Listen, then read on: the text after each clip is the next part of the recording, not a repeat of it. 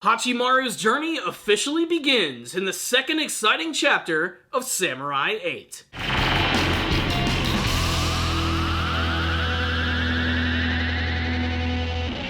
I didn't think I would be coming back for more, but honestly, the first chapter of Samurai 8 actually got its hooks in me. And considering that this is the next big series from the creator of Naruto, I'm willing to give it a chance. And I can honestly say that I think the second chapter actually won me over a little bit more than the first. A lot of that is because it was a lot easier to digest. The first chapter was 70 freaking pages of ridiculousness, and the overall art style made it kind of hard to understand.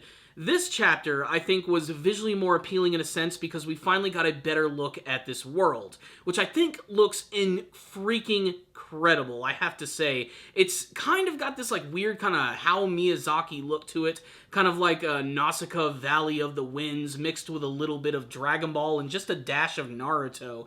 It's just got such a strange feel to it, and it is distinctly sci-fi while still taking a lot of the elements of classical anime, manga, and of course Japanese culture. Really, this chapter just really blew me away with the overall look of the world. The overall story itself was actually also kind of fun because we finally got to see Hachimaru journeying out into the world for the very first time. As we know, in the very first chapter, he was a young crippled boy who suddenly was given the power of a samurai, allowing him to actually see this world that he's never truly experienced before. And he actually journeys out with Hayatarou, his dog who acts like a cat. And his dog basically is sort of his holder. It's like his special samurai companion, and it has the ability to do multiple things aside from being really destructive. It actually is going to be his beast of burden. He can actually ride on top of it, it can fly around in the sky, and that's how Hachimaru actually arrives at this big castle town for the very first time, where we get to see a lot of the citizens and the very unique architecture, and everything has this sort of like weird sort of organic look to it, like almost as if the buildings themselves are actually alive, they can morph, they can move. Again, I think this is the type of manga series that's definitely going to benefit from getting an anime adaptation, if only for how incredibly gorgeous everything truly does look. But because Hachimaru is kind of green and being a samurai and having a holder for the first time, he ends up falling out of the sky and landing just randomly in this one person's house, this young girl who, very much like Hachimaru, is kind of a shut-in. And this entire sequence kind of gave me these big Naruto vibes, where very much in the original Naruto series, Naruto would meet a character who was very similar to him, they would share some sort of common bond or goal, and what is kind of a big massive coincidence is that this young girl is a shut-in who's also an expert at playing that samurai fighting game, the same one that Hachimaru was also very good at. And Hachimaru apparently was like the #1 player in this world, and this girl just so happens to be #2. And they decide to have a big battle where she realizes that she's going up against this guy, this real samurai, who up until the day before was never able to leave his house, and this sort of acts as inspiration to finally bring her out into the world. Her other quirk is that she's very socially awkward, and she quite literally only communicates mostly with her left and her right hand, which hilariously she refers to as lefty and righty, and this is something that probably completely weirded out Hachimaru. I mean, he's already having a really weird first day, but for him to actually just sort of randomly meet someone that he's technically known for a long time but never met before is of course something of a massive coincidence, but it also served to show that you can't just be a shut-in forever. You can't just let the world go by while you just go into a dark cave forever. There's a lot of great things that you could be missing, a lot of great experiences, friends, loved ones. Basically, it's a story of how you should just get out in the world. But of course, there are a lot of beautiful things in the world, but there can be some dangers. And it looks like we're going to have some brand new adversaries for Hachimaru, and it's this group of, I think they're pig men, like they're half men, half pig, and they're wearing samurai armor, and for some odd reason, they're driving around in a giant, ridiculous Akira Toriyama-looking tank.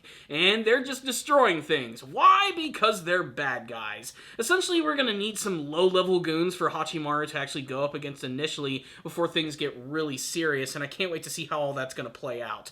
So, what's the rundown on the second chapter of Samurai 8? So far, I'm really enjoying this story. I mean, it's not the most, like, groundbreaking thing that I've ever seen, but the overall world that they're actually getting ready to build is, honestly, I think the most intriguing thing about it.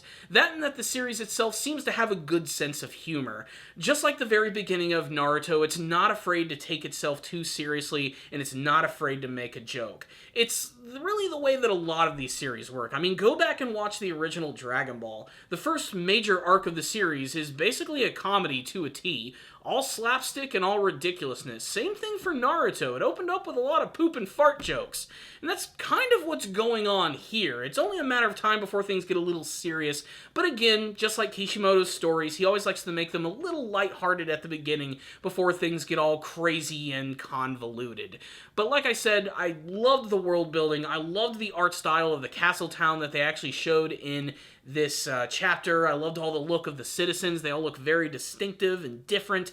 Just, I want to spend more time in this world and see, like, how it actually works. And it's just a really cool kind of sci-fi setting, which is kind of reminiscent of, like, Star Wars mixed with, like, Miyazaki films.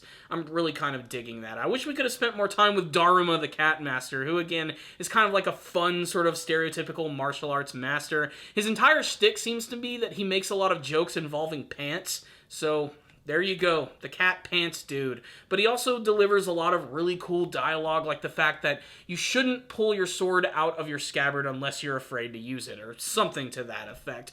It's basically just, you know, a whole metaphor about getting out into the world and being brave and facing things head on, which Hachimaru is actually doing. And I love how they're also going to be showing how Hachimaru is going to be sort of like reacting to all the craziness of this world. Before, since he was basically a cripple, he always used to subsist on a diet of just like liquid and apples. Now he gets to have real food for the first time, so I imagine we're going to see a lot of scenes of Hachimaru trying food and just going completely crazy over it. So overall, I have to say the beginning of Samurai 8 is intriguing, and I can't wait to see ultimately where it's headed. I really liked this chapter, which is why I'm going to give it a 4 out of 5. I'd love to get your thoughts on it. Are you continuing to read the Samurai 8 manga series? Are you intrigued to see where ultimately this story is going to be headed? And what do you want to see Hachimaru do as he battles against a group of pigmen in a giant tank? Let's just have a discussion about this chapter and what you hope to see from the future of Kishimoto's second big manga series. Thank you all for watching this review. I'll see you all next time, and as always, stay down, baby.